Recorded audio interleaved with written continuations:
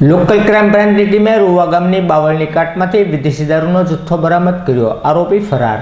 Local crime બ્રાન્ચની ટીમને બાતમી મળી હતી કે કેવલભાઈ ઉર્ફે સાંગો રમેશભાઈ સોલંકી અને મેહુલભાઈ ઉર્ફે લાલો જીણાભાઈ સોલંકી રૂવા એરપોર્ટ રોડ ઉપર આવેલી બાવળની કાટમાં વિદેશી દારૂ રાખી વેચાણ કરી રહ્યા છે। જે બાતમીના આધારે એલસીબીની ટીમે દેખ કરતા વિદેશી દારૂની બોટલ તેમજ બિયરના ટીન 119 કુલ રૂપિયા 3,10,000નો મુદ્દામાલ મળી આવ્યો, જ્યારે બંને આરોપીઓ નાસી છૂટવામાં સફળ રહ્યા હતા। જેના અનુસંધાને પોલીસે વિદેશી દારૂ અને 2 મોટરસાઇકલને જપ્ત કરી ધોરણસરની કાર્યવાહી હાથ ધરી હતી।